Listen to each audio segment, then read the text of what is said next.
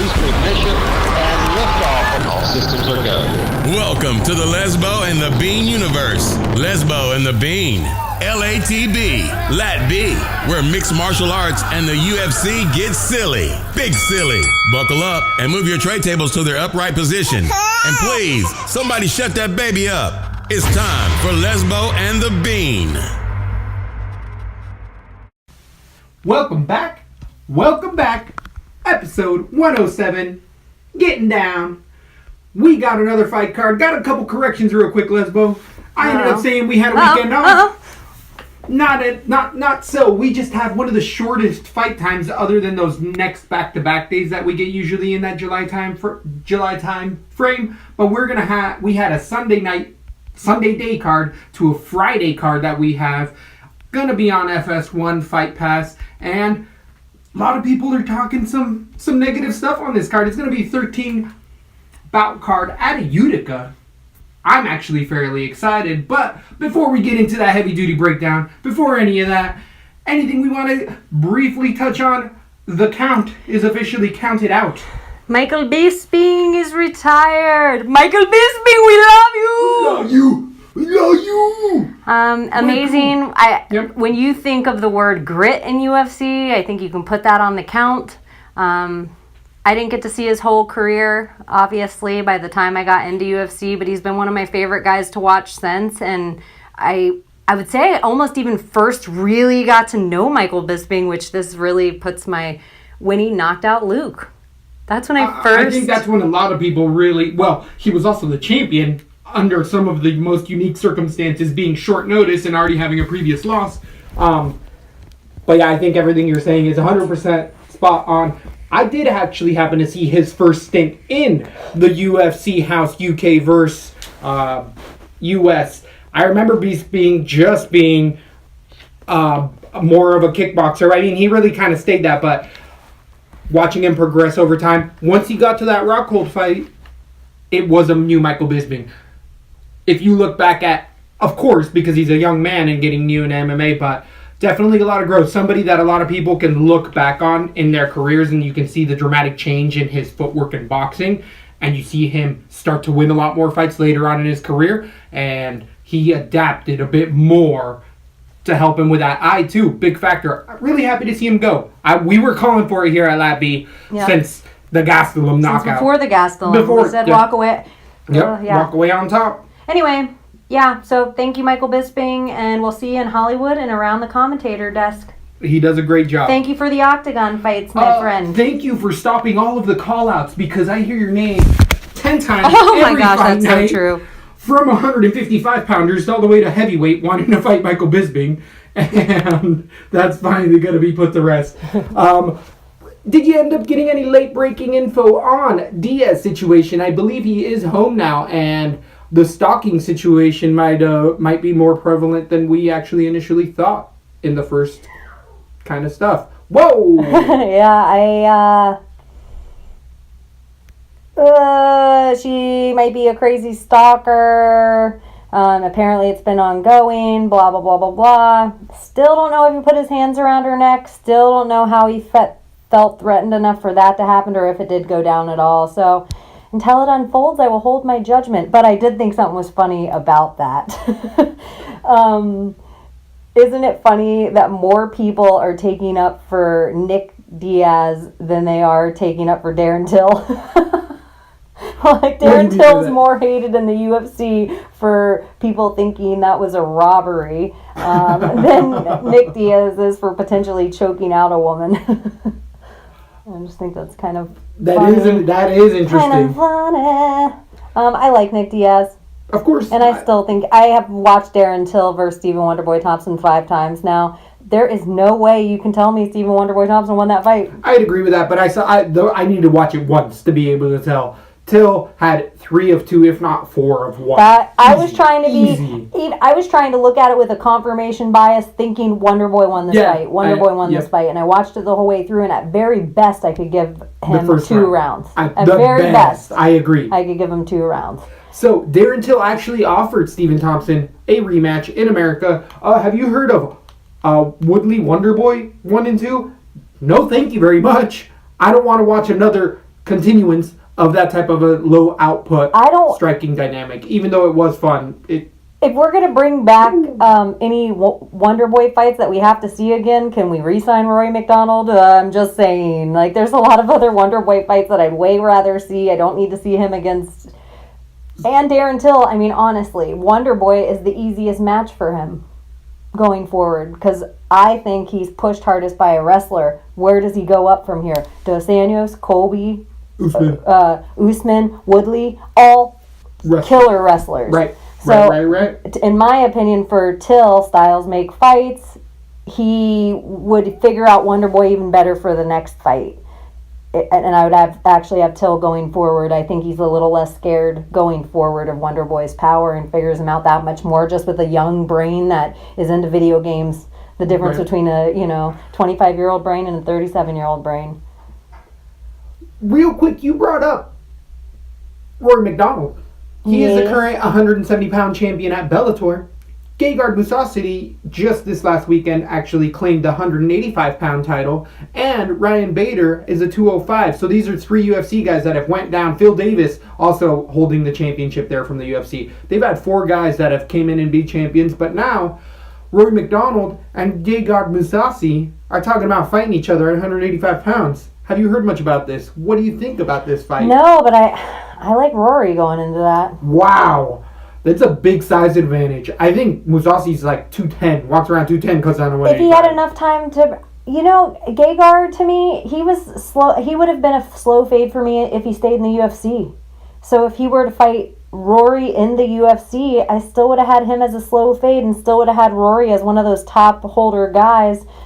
I think Rory, if he knows he's going to do it ahead of time, if he could get the extra pounds of muscles on him, the cut might be getting harder for him. He was a young guy in the UFC, and he's getting to get that age where the weight cut starts to hurt a little more. 185 might be his thing. And Rory is saying that he walks around at around 200 pounds. So he cuts 30 pounds for that. That's a heavy cut. And we also, isn't Rory a GSP disciple? And TriStar all day. GSP's not known to cut a lot of weight, so if a lot of other guys are seeing success in that and saw him at 185...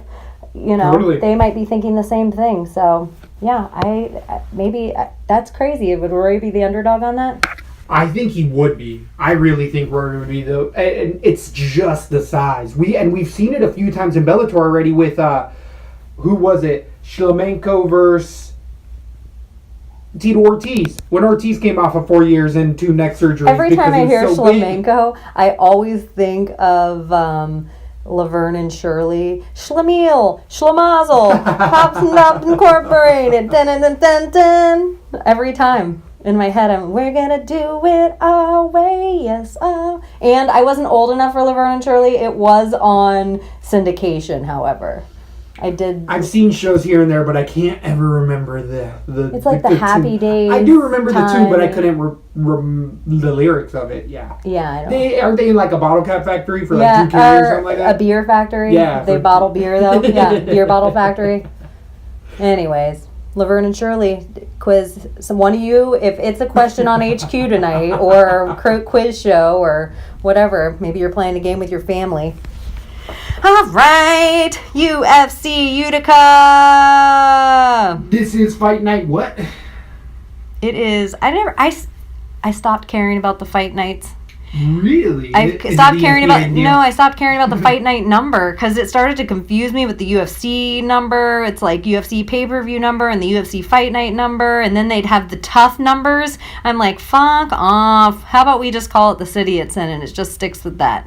Not a bad point. Not a bad point at all. We are going to have DraftKings lines up actually for this one. We are going to have lines out. It being so short, there's a couple debuters on here that we're going to cut right through it, but we were talking about maybe having more freeway with our breakdowns, and we'll be trying to do stuff as it goes. Again, always evolving at the LaTB, but we're going to start it off from the bottom to the top. We're going to be at sea level in New York. Oh, what do we got to worry about? The commission being garbage.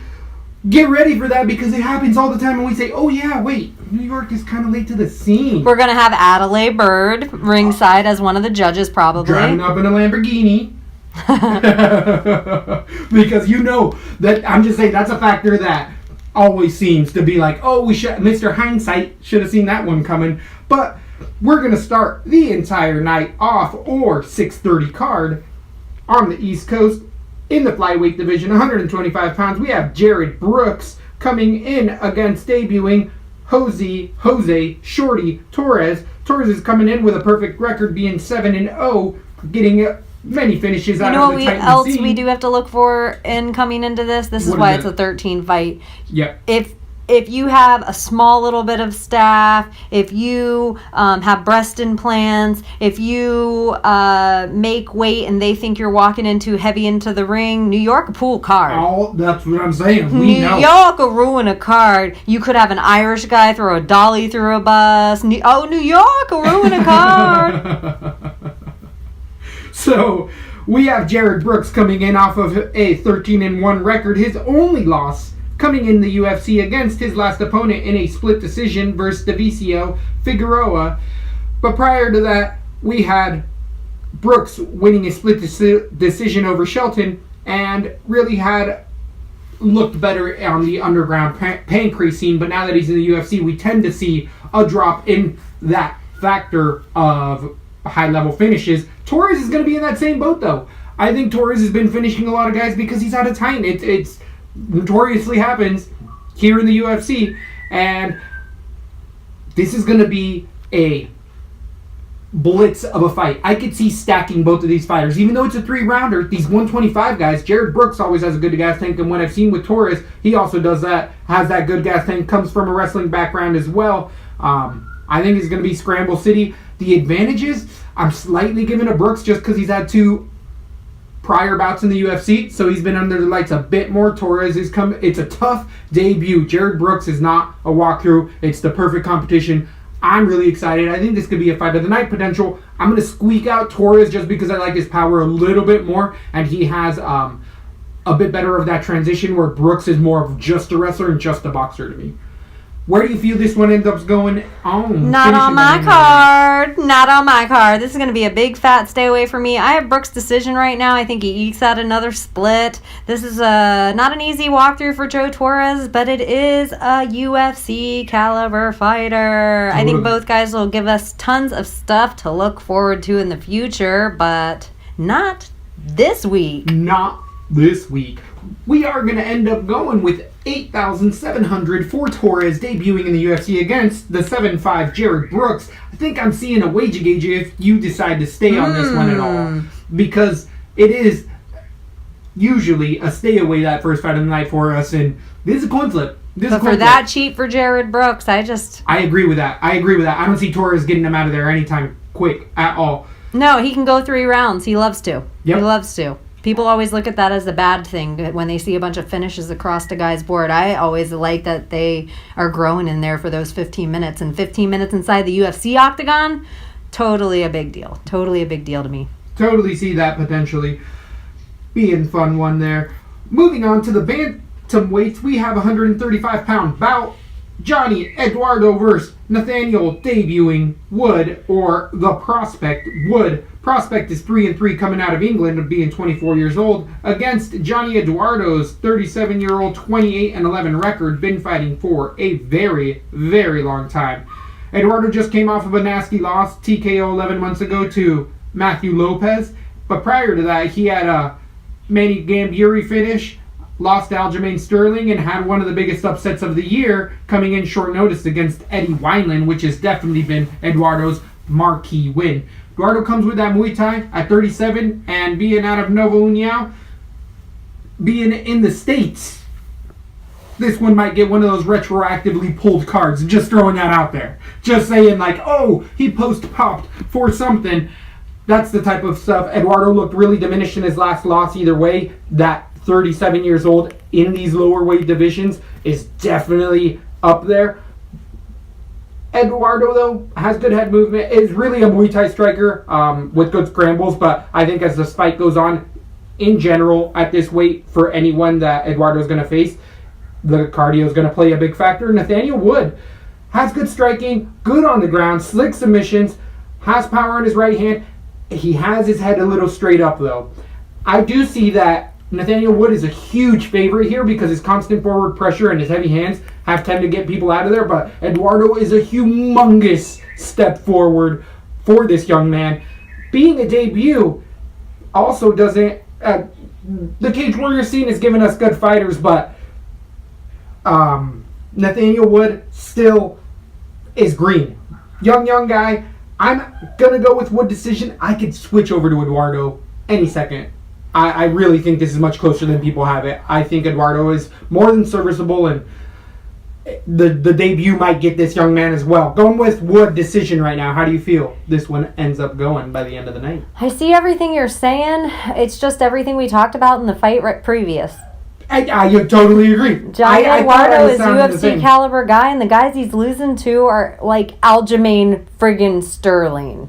So just the experience of being in the octagon and losing to Aljamain Sterling, that's more experience than Nathaniel Wood has. And the guy's a knockout artist. I understand what happens when he's tested and he has to go all 3 rounds. What happens when he's tested and he has to go all 3 rounds with a guy who's trained at a Novo Uniao and is UFC for who even knows how long. He's old enough to be his father.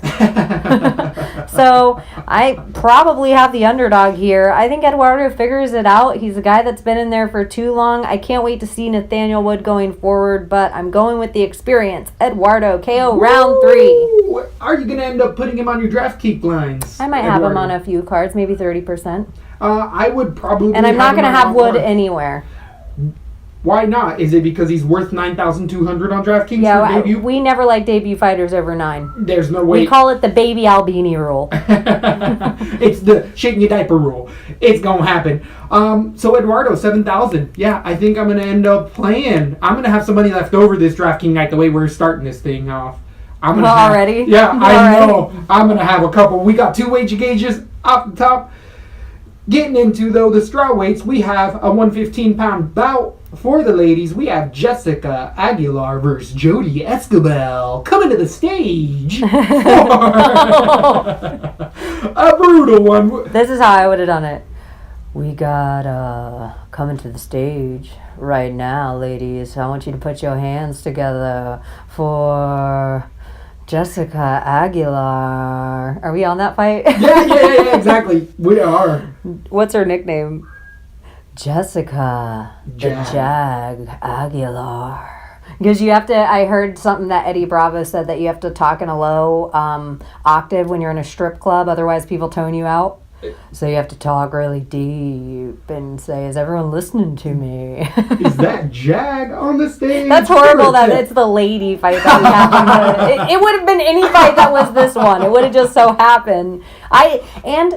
To me, we were talking about it a little earlier because of all the controversy with Roseanne and how you're apparently not allowed to call pretty much anyone a monkey anymore. Anyone related, a monkey, an ape, a gorilla, anything. Like, hey, everyone, just stay away from those words. They're apparently racist now. Just FYI. I kind of think it's the same thing for, hey, I almost think it's more racist that you think of monkey every time you think of race. Every time somebody says monkey, I think of hey, if it would have been 2 dudes, we would have still talked about strip clubs. Right. So I almost think it's more sexist that you're assuming we talked about strip clubs just because it happens to be 2 ladies. See how I turned that around? I like that. It confused the living shit out of me. But these 115ers have been around the block. That one's for Sam Tripoli. That was my tinfoil hat for Sam Tripoli. Oh, giving a shout out again to the Trick Show.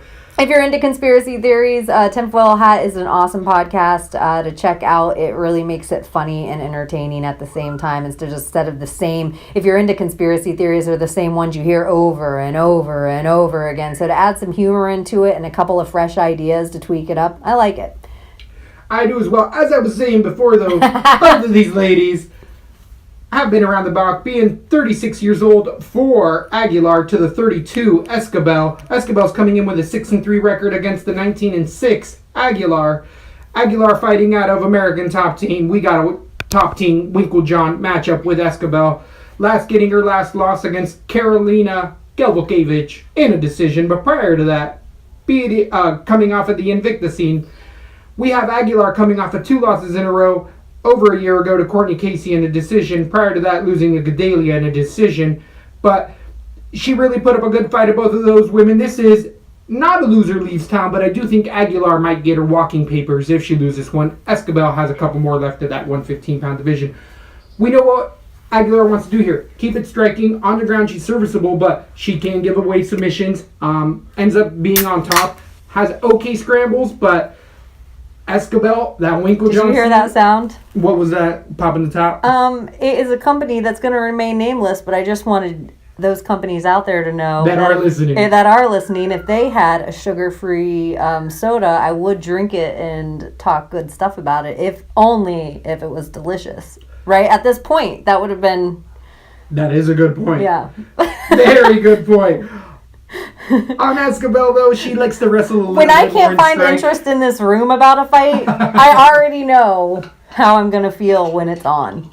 Yeah, this I'm is going to be when you're making chatting yourself your ear off. You make a quesadilla. We call this grilled cheese. 15 you might minutes. make a UFC gift or meme of the fights before or something like that. But with Escobar, she's going to want to get it to the ground. Striking-wise, these are pretty much neutral. I do think the gas tank goes for Escobar a bit more. I'm going to go Escobar decision. I'm going to stay away from this thing no matter where it goes. Wow, Aguilar is such a heavy favorite, at least on Tapology.com, where we do our picks. I'm actually going with you here. I think Escobar, the evolution of women's MMA has been that much that even though Aguilar has fought a Claudia Gadelha, it was not the Claudia Gadelha we know and love today. So that's her best thing she has going for her. Jody Escobar losing to KK not too long ago. Yep. That rings high praise to me. You went all the way with KK. She's a known striker, and Escobar has a good ground game, at least more solid than Aguilar's here. So I think it's an easy decision for Escobar. So you're going to end up paying $8,300 for Aguilar on DraftKings against the 7-9. Again, I'm going to be having some money left over on my I have 3 underdogs in a row right now. Woo! I could see myself being there as well. If this week were last week, it would have been, wasn't last week a week of underdogs? Underdog City, which is these fight nights where all of a sudden everybody starts shitting the bed. But it makes for an interesting... these cards, people tend to like to stay away from them, and I always say this is where the biggest movement happens. This is where you see a flash knockout and you're like, whoa, remember that guy that came out of nowhere? You need these type of fights. You need these cards. Yeah, we were talking about it because I'm kind of hating on this fight card a little bit, UFC Utica. A lot of people are. A lot of people are. In my opinion, there's about 4 fights I'm interested in, and the rest of them are not even movement matters. It's like I think it does matter. Old guys that are too low in the division to make a burp anyway. Speaking of, let's get on to the next fight. On to the next one. We do have Desmond Green against one of those older guys, though. It's Gleason Tebow. I think that way about Desmond Green. Well, against Gleason Tebow, then that's going to be a pretty old show. Desmond Green might have the worst record of actually getting to the octagon. He came into the octagon how many fights ago? He's 20-7. He came in and beat Josh Emmett in a split decision, and then has lost 2 in a row. 28 years old, coming out of the combat. And I don't mean in just the UFC octagon. And I think it's something maybe UFC by the numbers, to give a shout out to a great site to follow on Twitter. It may be a graph they did out. I know we retweeted it for sure, but it says all his fights that have fallen out from either disqualifications, weight misses, drop bouts, blah, blah, blah, blah, blah. And I mean, it's like 20 fights. It's a crazy amount. And so we're in the sketchy city, which leads me to already think this is a doomed match to begin with against somebody who's known to pop and miss weight. Great point. I'm not sure if Gleason Tebow's ever missed weight. I do know for a fact, though, he's one of the biggest guys.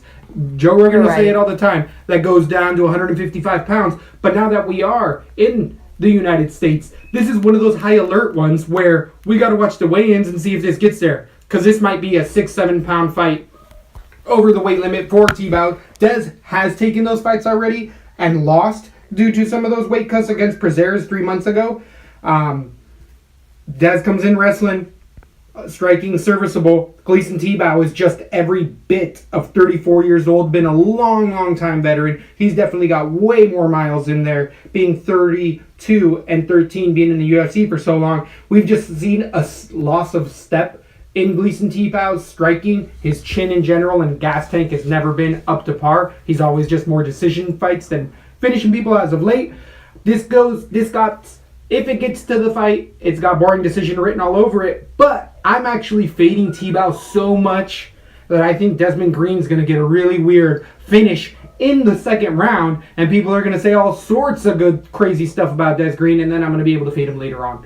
So I got Green for the finish, second round. What do you think happens in this one? I don't think anyone's ever going to say, I don't want to be a Des Green hater. I'm ahead 100% on voting against him. Nice. I'm 100%. I've never ever bought the hype train, and I almost was I have Des Green decision right now, but I almost want to switch it just because, I might want to just stick with my good record. And T-Bow's a guy that can eke out a decision, and Des Green's a guy that can't knock. T-Bow does have a weak ass chin. Des Green doesn't knock anyone out. So the only place I'm worried about T-Bow is with that chin, and I'm not worried about that all of a sudden. T-Bow's so big. If he can stuff those wrestling, neither guy has great cardio. I could switch that to T-Bow decision. As much as I want to fade him and as old as dirt as I think he is, I think Des Green is a night ruiner, and I will stay away from him again. I may be getting ahead of myself by calling a finish here for Des Green and fading T-Bow that much. But for 9,000 on DraftKings, Des is not going to be on my cards. That's a hard stay away. T-Bow for 7,200.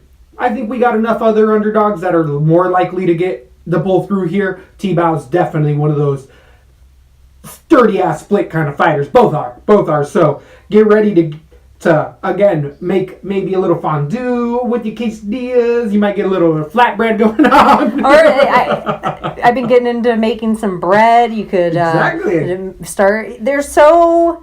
You could hang out with your friends, have a game. It is Friday night. This Friday night, a little different. Maybe you go to the bar and you have a pool game going at the same time. Yeah, it'll be in the bars. Do be in on FS1 here in the stateside. But little 9-ball action, little pitcher of beer. Oh shit, Des Green and T-Bow's on. Exactly. On to the welterweights, though. We have returning Belal Muhammad versus debuting Chance Renkatur. How would you pronounce that? Renkatur? Chance Renkatur. Renkatur, also known as Black Eagle. That just rolls off the tongue. Black Eagle. Is that a vulture? No, that's a vulture. That's a baby eagle. No, not juvenile. They're brown. Well, is there any such thing as a black eagle? There might be. But it might be somewhere out of the world. Where is this young man out of Oklahoma? So I would say if there isn't, then a dark brown eagle would be a baby eagle. Chance Renkatur, the baby eagle. Baby eagle. I like baby eagle more. But you know here at LaTB, the Bean's always throwing babies all over the goddamn place. What about... Baby Black Eagle. I would be Black Bean. Why Black Eagle? There's got to be more to it. But this debut fighter is coming again in against the 3-winning streak fighter in Belal Muhammad in a 13-2 record for Belal, just winning 6 months ago via split decision against Tim Means. Belal, in that Means fight, was way closer than I thought it should have been. Means is definitely starting to fade, and I think Belal was just... He fought 4 months prior to that and had a brutal fight prior to that not long ago. Chance is 12-2, 31 years old, fighting out of Alliance MMA. You know he's going to be ready. He's definitely fought last 3 months ago, winning by rear naked chokes, winning by submission. Definitely likes to get it to the ground. What's not going to benefit him here, he has fought out of Bellator, is Belal Muhammad has good takedowns and great takedown defense. His striking is advancing more. I really like that Belal has had 6 months off since that last brutal fight. There's Black Eagles. There is. Out of where? Because they ain't out of America. They aren't. They're out of India. And there you go. They look just like regular eagles, except they look like dark brown eagles. But they must just be full grown. Yeah, that's a brown eagle. That's a brown eagle. So, I don't need to get too crazy into it. This guy's not going to be able to get Muhammad where he wants, which is going to be on the ground, and Muhammad has enough wrestling instincts and just that stifling power against that jiu-jitsu. Muhammad, heavy favorite for a reason. He should roll here. I am going to go decision. The finish is a bit tougher to get on this young man. at 31 years old. But Muhammad, easy one on the cards. Who do you got in this one? How is Belis's ground game? He's not going to submit you any day, but he's that wrestling that we like to say here just kind of sits on top of you, and he's adding more strikes to that, but he doesn't go for submissions, really. One thing I definitely don't like about Chance is the fact that, I have Muhammad decision as well here. It's fishy to me that Chance Ringatur comes out of Alliance MMA, and that lets me think that the guys in his gym picked a good fight for him. Alliance is a heavy gym inside the UFC. I'm thinking this fight's going to be a lot closer than people think. So be careful. As much as I want to say Belal Muhammad, remember the name. He's a guy that he's great at walking through other guys. I don't think he walks through Chance. So I have Muhammad decision, and I think this could be a fight of the night contender. Interesting. I could see that. This could be definitely exciting. I think Chance might be an interesting guy coming forward. I just like that You're giving him a chance. I'm giving him a chance here. Well, another couple guys that need a chance. We have David Timur against Nick Lentz, the Carney himself at 155 pounds. Another habitual weight misser. The Carney stepping in here, fighting over the weight limit a few times now. But isn't he usually on short notice? He has been a few more times than anything. Timur coming in with a 7-1 record, 4-fight winning streak in the UFC, beating close in a decision. Fanata, Novelli, who's out of there, and also Stevenson, who's no longer in the UFC. Last loss, which isn't on his record, is Wuzernik during the show, and that was a decision loss in a 2-rounder. But we have Nick Lentz being a longtime veteran here, 28-8. He's definitely got a big underdog win as of late against Will Brooks in a submission guillotine choke 6 months ago, but prior to that, losing to Islam Makhachev. He has beat the people like Michael McBride, no longer in the UFC, I believe, and Danny Castillo also gone. Nick Lentz has been plagued by injuries. The Carney, though, always knows how to pull some evil, Knievel shit in there. He makes some grinding-ass fights in there. He always has those slick-ass submissions. In that fight that he last won, he was getting taken down all day, was starting to get picked apart on the feet by Will Brooks. Will Brooks stuck his head where he shouldn't have, and that guillotine locked up tight. Nick Lentz can always finish a fight, even later on. He is a bit pillow-fisted, but Lentz has really made a mark in his UFC career by winning, grinding decisions. He can definitely do that here, and David Timur has shown us that he's evolving a lot. He's getting better every time in there. I think he's actually being way overvalued here, though. I do think it's more not a fade on Lentz. I think a lot of people are fading Lentz, and Timur should get the win here. There's all more paths to victory there, but I think this turns into a dirty split situation. I could see myself putting Lentz on a couple things. I think I'm going to go Lentz decision. Disgusting dirty split. I'm going to probably backtrack that because Timur's got so much hype, but ugh. I love David Timur, and the reason he has so much hype is because he's one of the guys that fights on a lot of cards just like this that no one thinks anything out of. Nothing's going to happen, and then all of a sudden we meet a Lando Venata, or we meet David Timur, or we meet, and that's kind of similar here.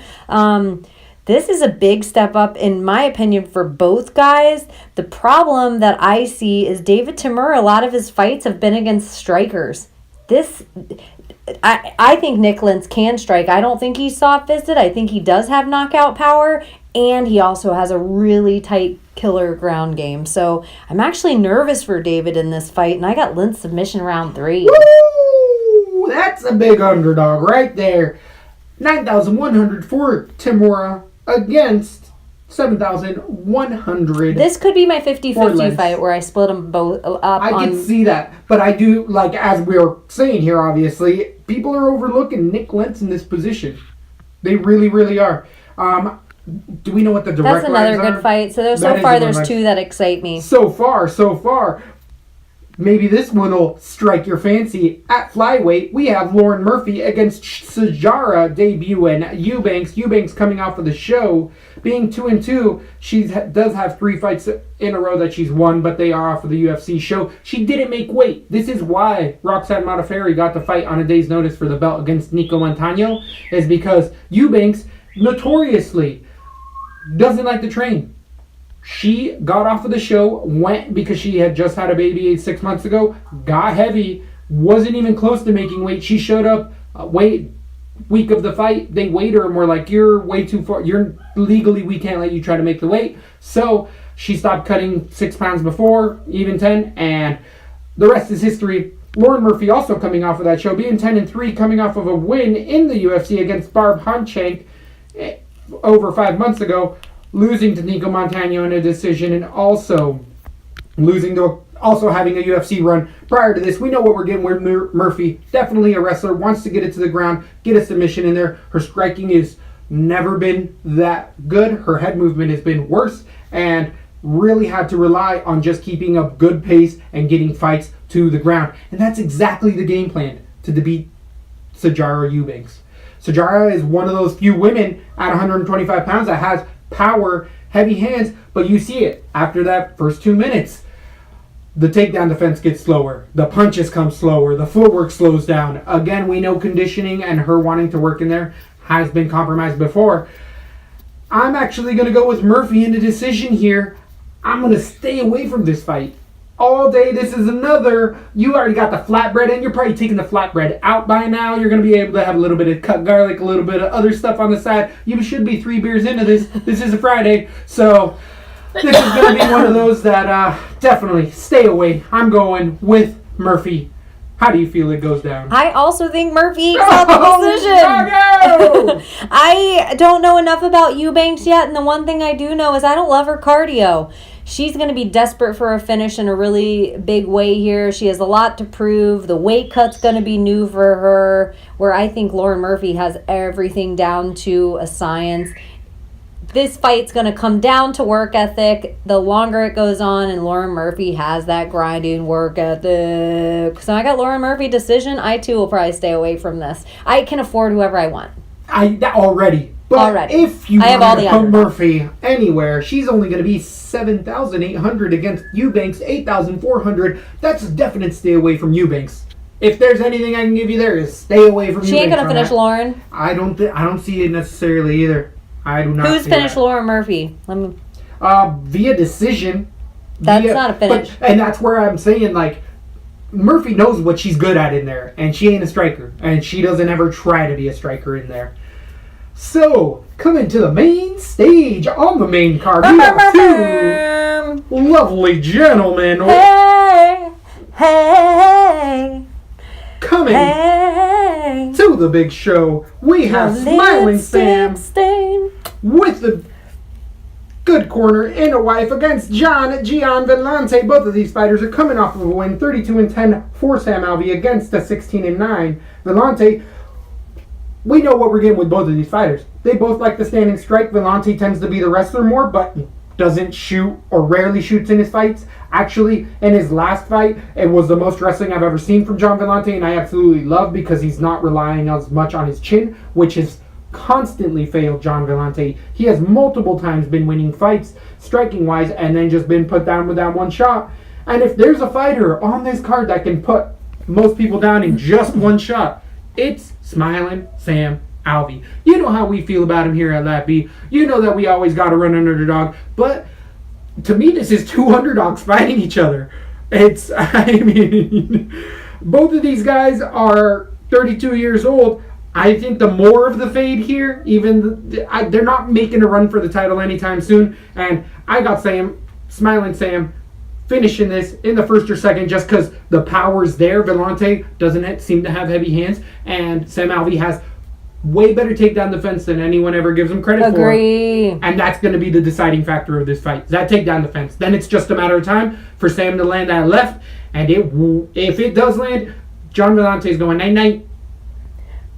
One thing I've noticed about Sam Alvey, he will not set up for that knockout shot until he gets hit once or twice. It's almost like he has to get mad in the ring, and you can see it happen when he bites down on his mouthpiece, like an anger comes out. He really is like a happy guy, even inside the octagon, until he gets hurt. And so I think a lot of this fight in round one, both guys know the other has knockout power. They're going to respect each other too much.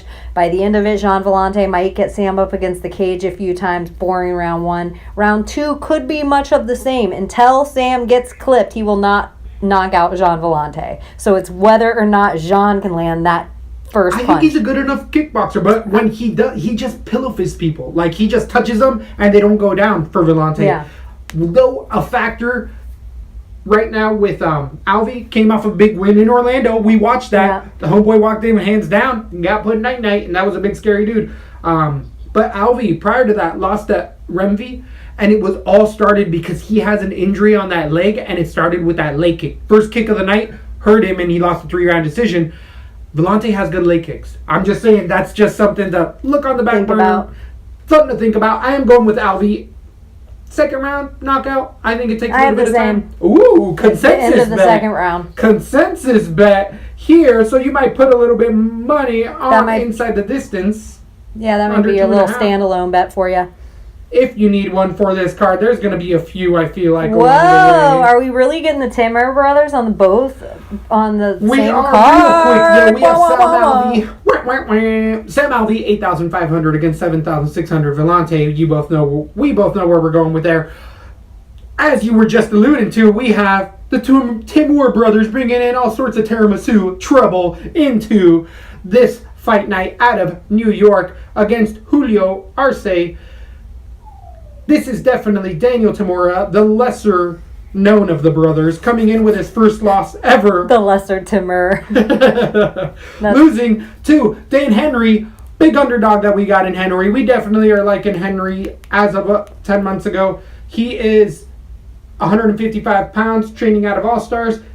Daniel Tamura is just not as versatile as his brother. He tends to be more of the kickboxer, can be on the ground a whole lot more, doesn't have those wrestling credentials. And Arce is coming in with a 14-2 record, beating Dan Ige, who is one of the lowest level fighters you will see in the UFC, but winning his Contender Series via knockout.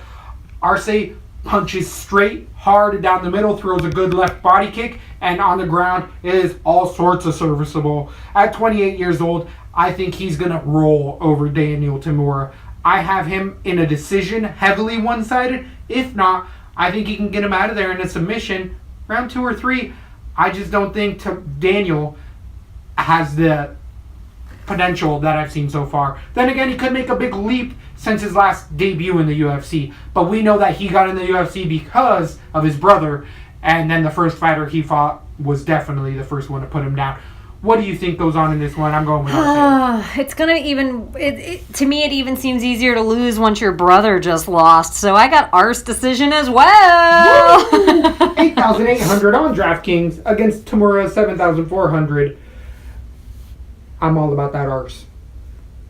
You know you're all about that Arce.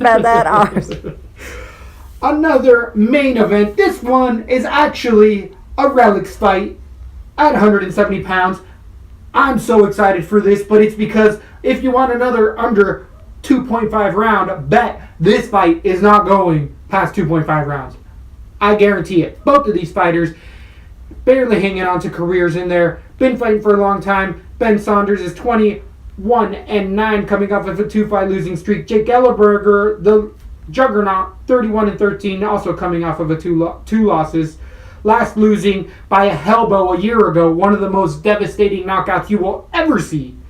Ellenberger really scared a lot of people there. A lot. People that he died. How did you not think he died? Remember that? Yes. I thought Matt Brown's career was dead until that elbow. You thought a different fighter? A whole different fighter's career was done? Because it was Perry versus Oh, yeah. Oh, who did Matt Brown knock out with that Sanchez. See, I'm so not racist, I don't even see color. Perry broke off of the clinch. He threw a right elbow as he spun Ellenberger from the waist, and Ellenberger just, whoop, night. So, coming off that, Ben Saunders has had 2 devastating finishes, but Masvidal also knocked out Ellenberger, which Masvidal can do that to people. Against Joe Ben Saunders didn't make it past the second round 2 months ago. 2 months ago, we watched in Orlando Ben Saunders get put to sleep. I remember hearing elbows bouncing off of Ben Saunders' head. Do you remember that? It was brutal. I was getting a nosebleed. That's who I was thinking and I could of. hear. And I was just like, oh! I don't know what to do in this fight. I have no idea. I can't trust either one of these fighters. This is a loser goes home, if not both. You know what I do for this fight? Walk away from this. Right away, for the UFC, the day before weigh-ins, I let each guy know that they don't have to make weight. Okay. Okay. So they're fucking fully hydrated.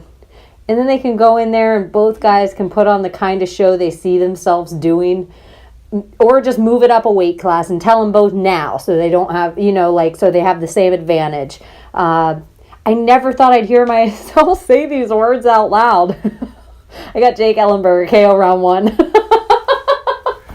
I actually have Jake Ellenberger winning via KO as well. It's those 2 months. That's it. That's what it boiled down to me. I only looked at who was knocked out last. That's it. Ellenberger's taking off a full year. Yep. He can just take 2 or 3 more shots, and with this type of fight where these guys are quick to get hurt, it takes 1 or 2 shots in.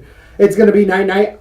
On the ground, this ain't even going to get there. We don't even need to get that. No, it's not even going to last 2 minutes. Somebody's going to be knocked out within 2 minutes. We have Ellenberger being 8,600 against 7,600 for Ben Saunders. I'm going to go with Ellenberger there. That's a scary one. Whether you agree or disagree with us, either way you feel about either fighter, only put them on like 20-25% of your cards. Yeah, I agree. Because either has a glass chin. Yeah, that's a coin flip all the way around. On to the heavyweights, though. We have Watt Harris coming in against Daniel Spitz coming in with a 6-1 record, losing in the UFC his debut to Mark Godbeer, but coming back and beating Anthony Hamilton 8 months ago. Just real quick, Anthony Hamilton 8 months ago. One of the sketchiest fighters you will ever see in the history of the sport, Anthony Hamilton. So, Lesbo made a shit ton of money on Spitz. Shit ton of money. I mean, clean house. I was all over Hamilton, even though I hate Hamilton. So, not hard to say here. I've been on the Watt Harris bandwagon, even though he's lost to Fabricio Verdum on short notice, and then Mark Godbeer in a disqualification head kick, which he was winning. He was winning the entire fight. So, picking him apart. the Verdum, not short notice, main event, don't give that any stature. He was beating up Mark Godbeer, who also beat up Spitz. I'm doing some shithole MMA math, but I'm going in the first round with Harris via TKO. I've liked he looks like a middleweight in there for the first 2 rounds and then tends to gas, but that's all heavyweights. Spitz is going to have a 3-inch reach or 3-inch height advantage at 6'7". It's going to be something to deal with. But again, TKO round 1. Harris, who you going with? I know you like to spit every once in a while. I think it is going to take Walt a little longer to get Daniel Spitz out of there because I got to give Daniel Spitz's body and chin a ton of credit. He takes some damage in there, and it is hard to finish that cat. My hopes is that Walt Harris doesn't wear himself out trying to do this. And because Daniel Spitz also has the power to knock someone out, I'm not worried about Walt Harris's chin at all. Everywhere I see Daniel Spitz strong, I'm not worried about Walt Harris. Walt Harris does have these 2 factors that just no one can get through. I mean, Superman can't get through Walt Harris knees. So I feel like he's going to want to really put a game plan together here. He doesn't like these 2 losses in a row, even though one of them is on short notice. I actually like Walt Harris in this fight, and I got a KO or TKO for him, maybe a ground and pound finish after a brutal knee round 3. And it might even be one of those fights that people are like, that was called early, maybe. But we're going to be like, that's fine, it's fine. Spitz is going to be bloody AF. Yeah, I don't see Walt Harris getting knocked out. But Daniel Spitz, yeah, I don't see it happening. I feel good about Walt Harris in that. I'll probably have him on 30% of my cards. I think I'm going to end up putting Harris on quite a bit there as well. At 9,300, I'm going to have more than enough. I got so many underdogs this night. I'm going to have more than enough money to be able to put him on there. Spitz being 6,900, definitely one of the lower-owned guys of the night. But, you know, those heavyweights, anything can happen. Anything, and anything does happen. On to the co-main event, though.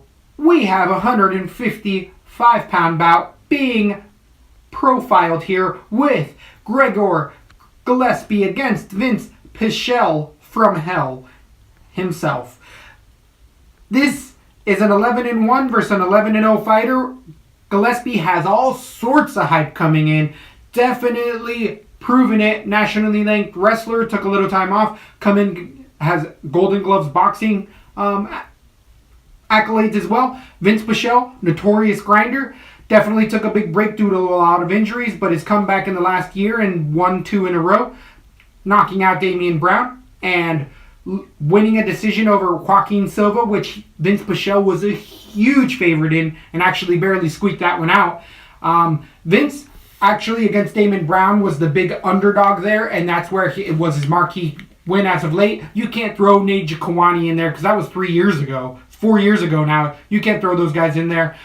Vince Pichel really showed us that first knockout against Damian Brown. People thought he was back, but in that decision, you could see the age at 35 years old is starting to add up. Pichel still has a gas tank, but it's not his gas tank that slows down in the fight. It's literally his body. Does that make sense?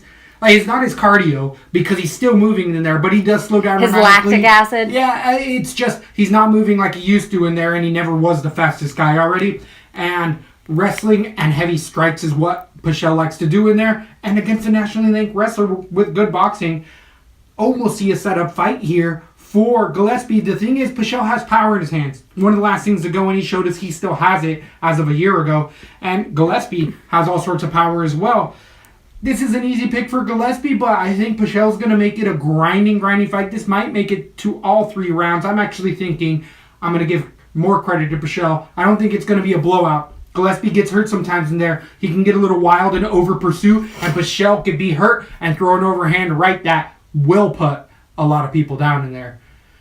Who are you going with in this co-main event? He thought Big John was salty after that Thompson loss. He's going to be salty after somebody coming out of his camp loses too. I think Gregor Gillespie is, I think the hype is deserved. I like everything he's offering. We always say the best 2 things, if you were kind of going to build your perfect fighter, if they have a great wrestling background and then a good boxing credentials, it makes a Gregor Gillespie. I do respect Pichel's power, and I think Gregor is going to as well, and that is why I see a submission coming at the end of round 2. I'm going to switch it to the beginning of round 3. I think Gregor, because of respecting the power, he just has a lot of ring IQ, and I think he's just going to find some weird jumping submission and finish that up. So I think he's an okay guy. I'm glad I can afford him because I'm going to put him everywhere. Well, for $9,500, you're going to need room because that is expensive. The most expensive fighter of the night against $6,700. Pichel, I think it might be a decision. But there's so many better spots here other than Pichel because, again, if he wins, I see it being a flash knockout other than a sound, steady win there by just outworking him. That's a fun one. How many fights would you say throughout the night are you then excited for? That would be my 3rd that I'm excited for. Whoa. And this will be my 4th, the final. The main event. Main event, we're going to profile the bantamweights at 135 pounds. We have Jimmy Rivera coming in against Marlon Moraes. This bout has been tried to be made multiple times. Moraes wanted this a few times, I think at 225, but Rivera refused because he was on his honeymoon. That was 3 years after his actual wedding. So I think it's just a vacation, but whatever. I don't know. Yeah, that's just you and your wife going on vacation, homie. You can call it what you want, but you're just on vacation at that point. If you don't, you're allowed to have sex with your wife. You don't have to call it a honeymoon. Do you think that was a stipulation? Yeah, I know. Maybe they were consummating their marriage for the first time. Oh damn! That'd be depressing AF. But this one is actually super fun. We have both guys in their late 20s to early 30s. Moraes coming in at 30 years old, being 20-5, coming out of the definitely PFL or WFOL World Series of Fighting, being the champion there. One of his few losses is coming to Rafael Assunção in his debut in the UFC, which is not bad at all. But coming off of 2 wins, all these 3 fights have been within a year against John Dodson, split decision, and then last, knocking out Aljamain Sterling 5 months ago in one of the most devastating knockouts you'll ever see. Sterling's already come back and looked better than ever. Jimmy Rivera is coming in with a 21-1 record, and that is definitely propelled him into this main event. A lot of people are giving Jimmy Rivera a shit ton of accolades, calling him the next coming of Jesus. His last win is a decision 9 months ago against Thomas Almeida. Prior to that, he beat Uriah Faber, who was in the twilight of his career. Prior to that, he beat Yuri Alcantara, also in the twilight of his career. Prior to that, beating Pedro Munoz in a split. That was lackluster of a fight, but that was 2 years ago. And prior to that, beating Marcus Brimage, who's not been in the UFC for a long time. Wasn't that Uriah Faber's last fight? I believe so. And wasn't he already saying that he was almost done with fighting like a year previous to that? Yeah, pretty much UFC was like, dude, we'll give you even more money. And Uriah Faber is a very intelligent guy. Didn't think he was going to get knocked out in there, and didn't. And if Uriah can stay away from you, Marlon Moraes with the striking, definitely the better kickboxer in there, even though Rivera has good fundamental. He's a Tiger Schulman guy. Comes in with that karate. Has been fighting for a long, long time. But the trickier stand-up guy here, the more flash knockout potential, is Marlon Moraes. I think Marlon can win this striking easy. On the ground, though, Rivera can use that wrestling and stall out positions. But on the ground, Marlon Moraes is a nasty, nasty black belt. Also can get a flash submission from all sorts of positions.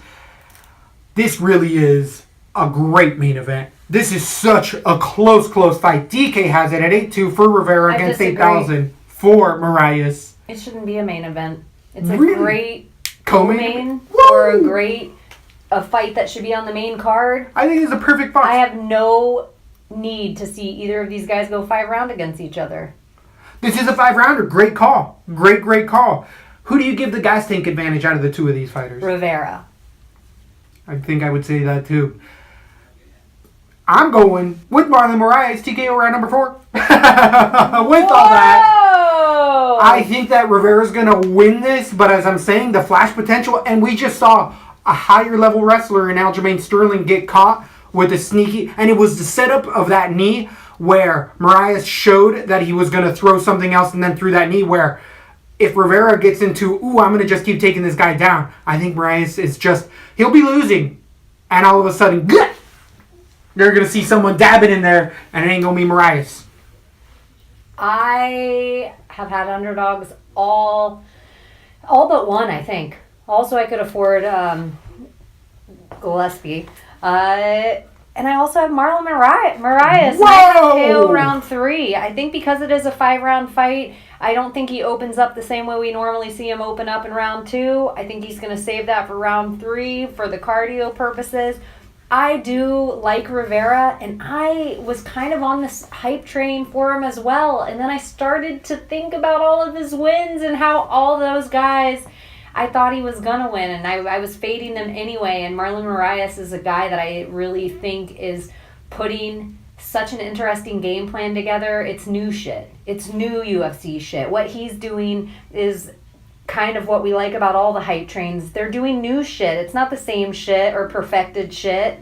It's brand new shit, and he's doing that kind of stuff. So you can train for a Uriah Faber and an Alcantara and all these guys that were doing UFC shit of yesteryear, but Marlon Moraes is doing UFC shit of now. So I also have him KO round 3, and I'm going to put him on a lot of cards. I trust it. 8,000 even for Moraes, 8-2 for Rivera. So our Leslie Smith underdog pick of the week, because we have a few to get through here, and officially we can't pick Moraes because he's a minus 105, so they're both favorites. Minus 115 for Rivera, minus 105 for Moraes.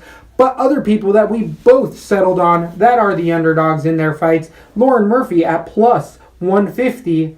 Even though it makes the most amount of sense, she fits all the criteria of a Leslie Smith underdog. Totally. Nick Lentz at plus 240. There's a stab in there. That's a really scary. That's like we got brass balls if we go with Nick Lentz. Jody Escobar. Did you have Escobar or Aguilar? Escobar. I believe we both had Escobar at plus. I don't know 110. her like that. I don't know her like that to put a Leslie Smith underdog pick on her. So those are the only underdogs Nick Lentz, I think. that we officially. Oh, that's so scary. And we haven't had one. Well, we could do Murphy then. Murphy's the safer one there. If you're like, I know you don't want to, but it's not what you want. It's what the heart wants. Huh, Nick Lentz. I mean, it's what the... Nick Lentz fits every criteria of a Leslie Smith underdog.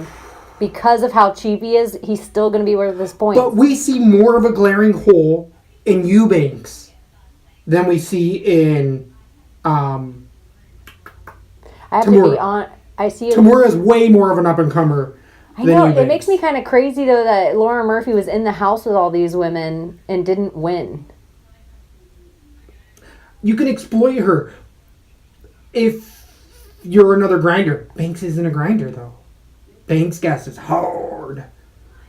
I could be wrong on this. I mean, Yeah, I could don't be trust Lentz. Laura Murphy. I don't trust I trust Lentz much less.